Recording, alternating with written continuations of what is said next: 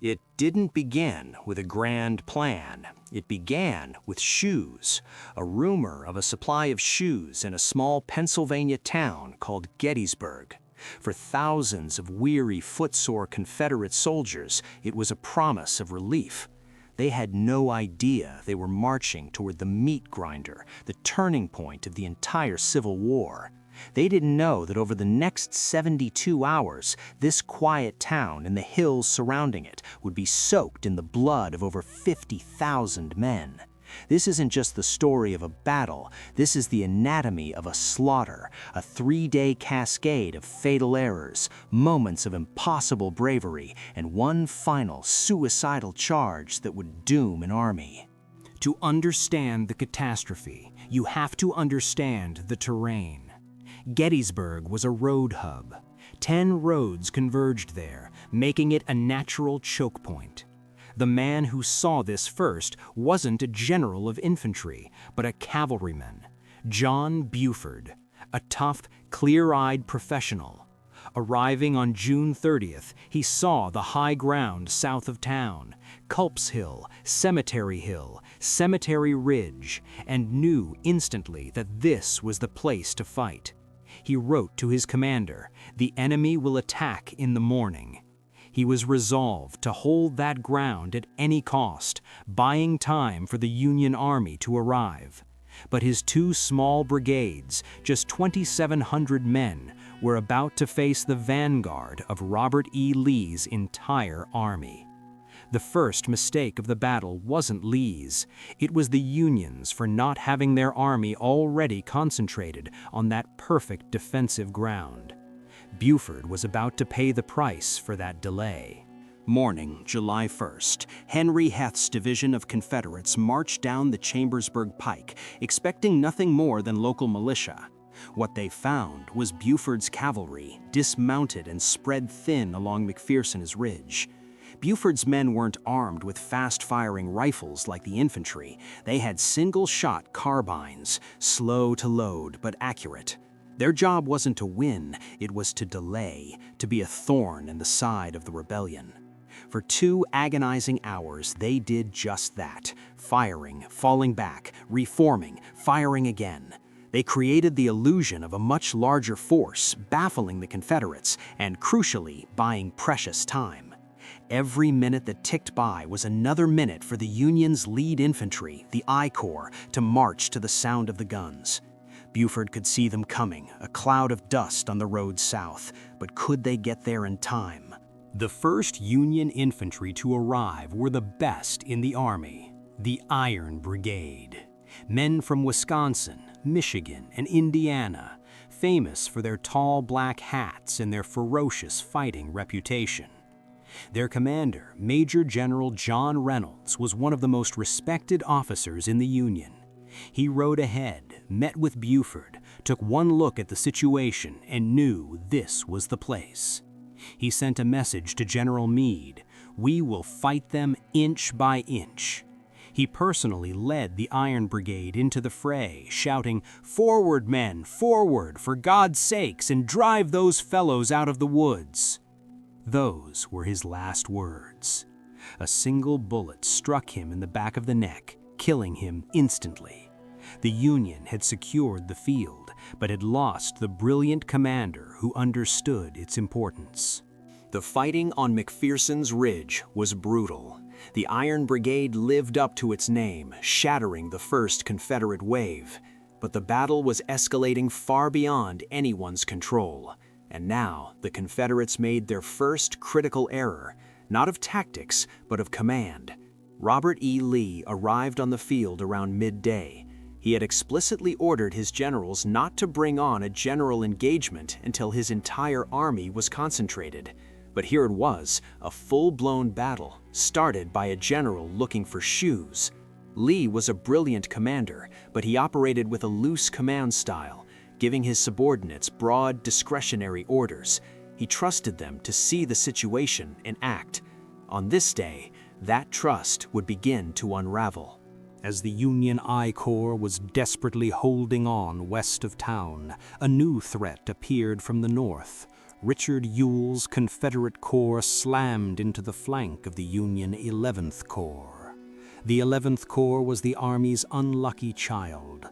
Composed largely of German immigrants, they were often looked down upon and had a poor reputation after being routed at the Battle of Chancellorsville. Their commander, Oliver O. Howard, made a fatal mistake. He failed to secure the high ground on his flank, leaving his entire line in the air. Ewell's men exploited this weakness perfectly. The 11th Corps line didn't bend, it shattered. A fighting retreat turned into a panicked rout, with soldiers streaming back through the streets of Gettysburg, creating chaos and despair. The entire Union position north and west of town was collapsing. The fleeing Union soldiers scrambled up the slopes of Cemetery Hill, the very ground Buford had identified as critical. They were disorganized, demoralized, and exhausted. Below them, the Confederates were victorious and energized. This was the moment. A swift, aggressive push could have taken the hill and potentially ended the battle on day one. Lee saw it. He sent a message to General Ewell, whose corps was in the perfect position to attack. The order was a classic example of Lee's style. Take that hill if practicable. If practicable. Two words that may have cost the South the war. Ewell, a cautious man who had recently lost a leg and was new to this level of command, hesitated. He scouted the position. He saw the Union cannons being rolled into place. He worried about his losses. He conferred with his subordinates. He did everything but attack. The sun set on the first day of Gettysburg with the Union flag still flying on the high ground. Day 2 dawned with the Union Army now arriving in force and fortifying their positions in a fishhook shape, from Culp's Hill down Cemetery Ridge to two rocky hills at the end of the line called Little Round Top and Big Round Top. Lee's plan for the day was simple: attack. He ordered his most trusted subordinate, his old war horse, General James Longstreet, to take 2 divisions and strike the Union left flank. But Longstreet vehemently disagreed. He argued for a strategic defensive, swing around the Union flank, find good ground, and force the Union to attack them. It was a sound plan, but Lee was tasting blood. He rejected it. "The enemy is there," Lee said, "and I am going to attack him there." This disagreement caused a fatal delay. Longstreet was sullen, slow, and unenthusiastic in carrying out orders he believed were a mistake. The attack that was supposed to begin at dawn wouldn't start until 4 in the afternoon. While Longstreet was slowly moving his men into position, a Union general was about to make one of the most controversial blunders of the war. Major General Dan Sickles, a flamboyant and aggressive former politician, commanded the 3rd Corps. His assigned position was on the lower part of Cemetery Ridge, connecting to Little Round Top. But Sickles didn't like his position. He saw slightly higher ground about a half-mile in front at a peach orchard. Without orders and in direct violation of his instructions, he advanced his entire corps of 10,000 men off the high ground and into that exposed position.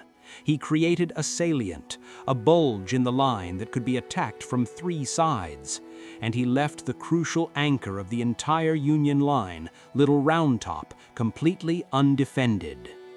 As Longstreet's attack finally began, his lead division under General John Bell Hood saw the opportunity Sickles had created. Their scouts reported that Little Round Top, the key to the whole Union flank, was empty. Hood's Texans and Alabamians began the grueling climb of the boulder-strewn hill. At that exact moment, the Union's chief engineer, General Gouverneur K. Warren, had been sent to the hill to inspect the situation. He saw the glint of the sun off thousands of Confederate bayonets in the woods below. Panic set in. There were no troops here. The entire Union army could be rolled up and destroyed. He sent aides galloping off in every direction, begging for any troops they could find to come to the hill. It was a desperate race against time. The first Union troops to answer Warren's call were a brigade commanded by Colonel Strong Vincent, who placed his 4 regiments on the southern slope of the hill. At the very end of the entire Union line was the 20th Maine, commanded by a college professor named Joshua Lawrence Chamberlain. For over an hour, they faced repeated savage assaults from the 15th Alabama. The Maine men held on, but their ammunition was running out. Their line was thinning. One more Confederate push and they would break. Chamberlain knew he couldn't retreat. To do so would doom the army. He had only one option left, an act of sheer desperation. With his men out of bullets, he ordered them to fix bayonets. As the Alabamians began their final charge, Chamberlain gave the order, "Bayonet!" The 20th Maine, in an audacious swinging door maneuver, charged down the hill into the stunned Confederates, sweeping them from the slope and saving the Union flank. It was one of the most pivotal small unit actions of the entire war. While Chamberlain was holding Little Round Top, a separate battle was raging below in a labyrinth of giant boulders the locals called the Devil's Den. This was a nightmare landscape for soldiers. The rocks offered cover, but also created kill zones and isolated pockets of fighting. Union sharpshooters used the high ground to pick off Confederate officers, while waves of attackers from Texas and Arkansas surged through the gaps. Control of the den shifted back and forth. It was brutal, intimate fighting, where a man could be shot from an unseen enemy just a few feet away. The terrain was so unforgiving that hundreds of wounded men from both sides would be trapped among the rocks, unable to be rescued, left to die of thirst or their injuries in the coming days. Next to the Devil's Den was a simple 20-acre wheat field. Over the course of 2 hours on the afternoon of July 2nd, this field would earn the name the Bloody Wheat Field. Because of Sickles's mistake, this piece of ground became a vortex, sucking in units from both armies. The fighting was a confused, swirling melee. Union brigades would charge in, drive the Confederates out, only to be hit in the flank by a fresh Confederate brigade and driven out themselves. The field changed hands no fewer than 6 times. It was a chaotic, leaderless fight where commands were lost in the roar of musketry and the screams of the wounded. More than 6,000 men became casualties in this small field, a testament to the brutal cost of a single general's poor judgment. The tip of Sickles's foolish advance was the peach orchard. This became the focal point of the Confederate artillery, which blasted the Union position from multiple angles. When the Confederate infantry attack, led by General William Barksdale's Mississippians, finally crashed into the orchard, the Union line disintegrated. General Sickles himself was struck by a cannonball that mangled his leg, an injury he watched with a bizarre calmness while smoking a cigar. The collapse of the peach orchard and the wheat field meant Sickles's entire corps was now in full retreat, a shattered and bleeding wreck. The Union center was on the verge of breaking. As darkness fell, the fighting on the Union left subsided. But Lee wasn't done. He had ordered Ewell to launch a demonstration on the Union right at Culp's Hill and Cemetery Hill to prevent reinforcements from being sent to stop Longstreet. Seeing the Union line in turmoil, Ewell turned his demonstration into a full-blown assault. In the twilight, brigades from Louisiana and North Carolina, the Louisiana Tigers, stormed up the eastern slope of Cemetery Hill. They overran the first line of Union infantry and fought their way into the artillery batteries at the very top. It was a desperate struggle in the dark, fought with bayonets, clubbed muskets, and fists among the cannons. For a few terrifying moments, the Confederates held the crest of the hill, the keystone of the Union defense. The Union counterattack on Cemetery Hill was successful, pushing the Confederates back down in the darkness. The second day of battle was over. The Confederates had come terrifyingly close to victory on both flanks, but had failed. Lee, however, was convinced the Union Army was on the verge of collapse. He believed they had weakened their center to reinforce their flanks. So for day 3, he devised his final, most audacious, and most tragic plan. He would launch a massive assault with nearly 15,000 men against the very center of the Union line on Cemetery Ridge. Longstreet was appalled. He told Lee, "General, I have been a soldier all my life, and I should know as well as anyone what soldiers can do. It is my opinion that no 15,000 men ever arrayed for battle can take that position." Lee would not be moved. Around 1 p.m. on July 3rd, the Confederates unleashed the largest artillery bombardment ever seen on the American continent. More than 150 cannons opened fire on the Union center, a 2-mile-long line of guns. The goal was to soften up the Union defenses, destroy their cannons, and demoralize their infantry before the charge. For nearly 2 hours, the earth shook. The roar was deafening, heard as far away as Pittsburgh. But there was a critical flaw.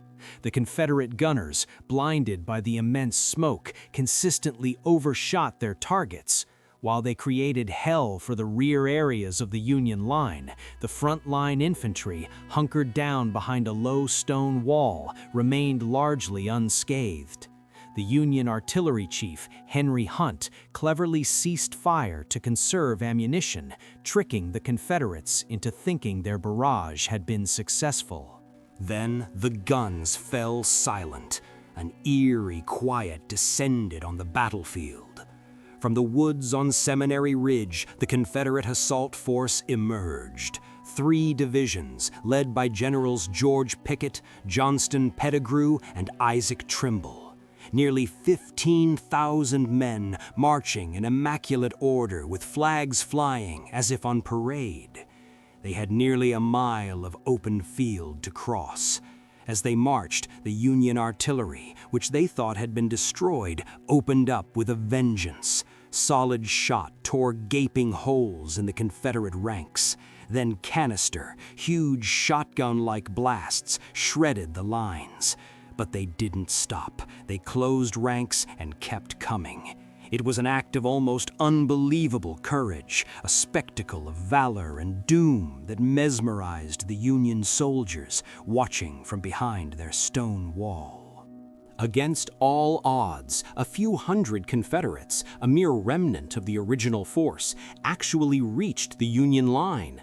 They breached the stone wall at a small crook in the line known as the Angle. This was the high watermark of the Confederacy. For a few chaotic minutes, it was a desperate, swirling brawl. General Lewis Armistead led his Virginians over the wall, his hat perched on the tip of his sword, and reached the Union cannons before he was shot down. But there were too few of them. The Union line, refusing to break, swarmed the attackers from all sides. The Confederates who weren't shot or bayoneted threw down their arms and surrendered. The charge had failed.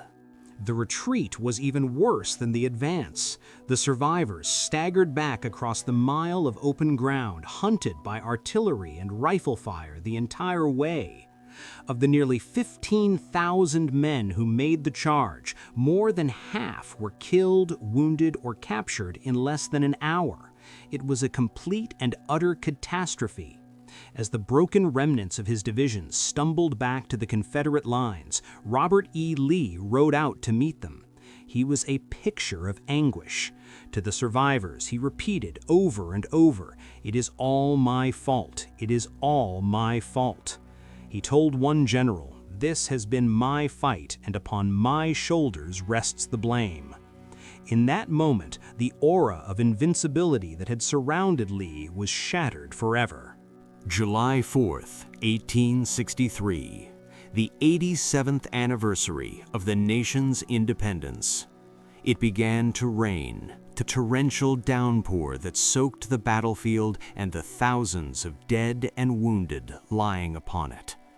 The two armies remained in their positions, exhausted, shattered, staring at each other across a field of corpses.